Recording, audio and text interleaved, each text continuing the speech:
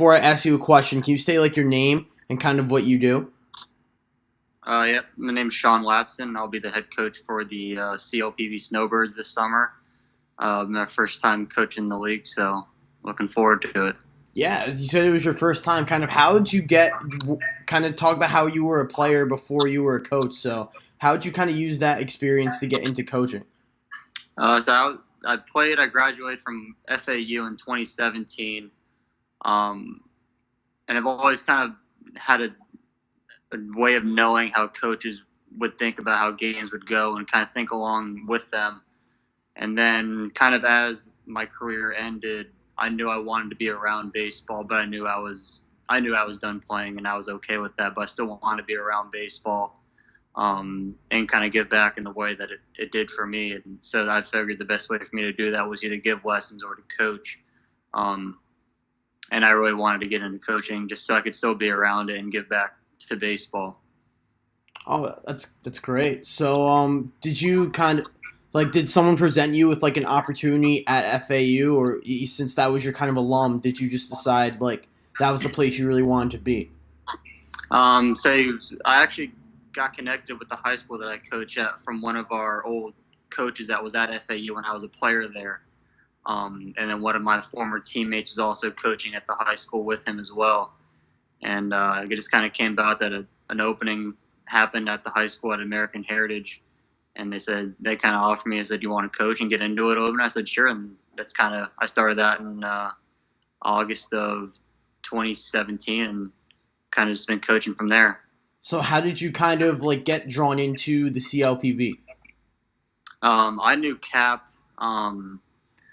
from when he used to come down. He used to come work with us at FAU, do some of the FMS testing, give us corrective stuff to do. And that was at a time when I was coming back from shoulder surgery. And doing that stuff with him, I really bought into it and helped me get back to where I needed to be post surgery. And I really believe in the stuff that he does. And then I kind of helped him coach one of his travel teams at one point.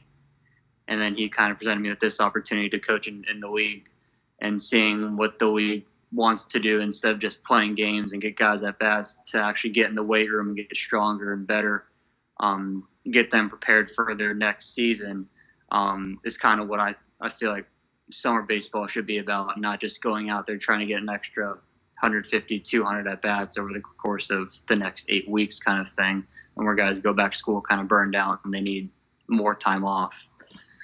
Okay. So, do you feel like you said you're 24 years old and these players are a little bit younger than you? So, what type of challenge is that like you being able to work with people your own age instead of working with people much, much younger? So the fact that they're going to be just barely younger, um, it comes down to a respect thing. As long as you respect them, I feel like then they respect you. So at times it can kind of be challenging, even with the high schoolers that I coach, of them kind of realizing that I am still their coach, even though I am only 5, 6 years older than some of them, and it's not a we can be friends and everything, but at the same time, I still need to be in charge and make sure they get stuff done that needs to get done, and kind of making sure that they know where that line is at times. Yeah, no, that's yeah, absolutely, man. I know like it's really cool how like it's kind of a different dynamic that people are able to kind of work together who are like within similar age. I've never really seen that before, so from a journalist Mm-hmm. perspective, I'm really interested to see how that all works. Mm-hmm. Um, but anyway, so what's kind of one part of the game that you feel like is lost that people should be working on and working to improve on? Um, I mean, it all goes different for different people, but Right. I'm kind of a stickler for making sure the game's still played hard, being played the right way. Um, some of our guys at times, with everything going on now, the scouting, the perfect game rating, stuff like that, early commitments, they kind of feel like they have a place and end up not doing things the way it should be because they feel almost entitled at times, which they've worked hard to get some of the credentials that they do, but at the same time still know that they're still young, and working towards their goal of most likely playing professional baseball, for some of these guys, and making sure they still play hard and do the little things right that need to get done to ensure that they can work on the bigger details. Yeah, that's right. So what kind of like I guess as a player, since I saw you had some MLB experience, kind of what's one thing that you picked up from there that you want to bring to these kids? So I got drafted. And I didn't really I never played pro ball or anything, but just seeing the guys who have gone through it, knowing how to handle your business as an individual on and off the field, um, and not letting some of your personal life, personal stuff going on affect the way you go about your business when you get to the field in the weight room, and trying to find a way to separate some things because sometimes your personal life can get difficult at times, and that's just kind of the way life is. You got to find a way to continue to go about your business even on and off the field when things aren't going your way, and kind of stay on that even line and not let your emotion get too up or too down at times. Hmm. So what's kind of one you look up to? So my pitching coach at FAU, Jason Jackson, he's over at Alabama now. When I got in there, his approach was something that I enjoyed. That he's going to be your buddy off the field, kind of thing. Um, he'll be there for you. You guys can hang out, do whatever, talk about whatever. But then the second you kind of cross that line and get on the field, he's going to get after it and tell you things you may or may not want to hear because at the end of the day, he's there to make you better. And kind of and knowing that he's gonna get after it with you, and know that he's not just gonna let you kind of stay mediocre just for the sake of being your friend and tell you things that you want to hear. If it's not what you need to hear, he's gonna go out there and get you better, whether you want to hear it or not, kind of thing. So you just kind of want to make sure that you're willing to give the players the advice, no matter how they feel about it. Yes, so at the end of the day, it'd be nice. I want to have good relationships with the players. It was always nice to have a good relationship with the coach when I was a player.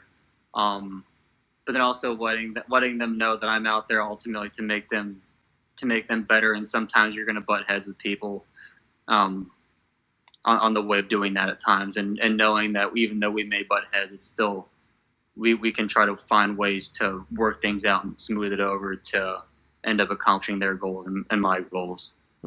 Yeah, that's great.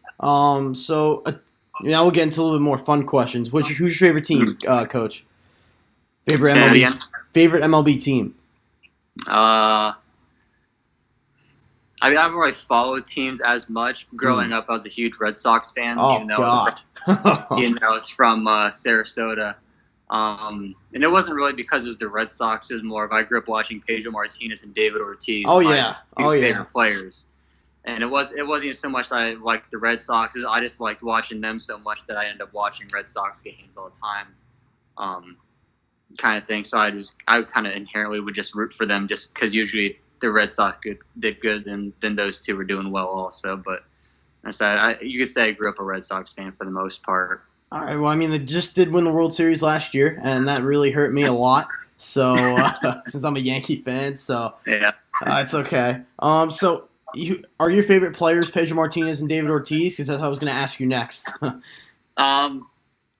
Yeah. I mean, I said they're not in the game anymore, but I said growing up, those were that and Johan Santana when he was with Ooh, the Twins and everything. Those were my three favorite players that no matter what happened, like I would try to sit there and watch them whenever they were pitching or hitting, whatever it was. So those were my three favorite players to watch growing up. So what kind of excites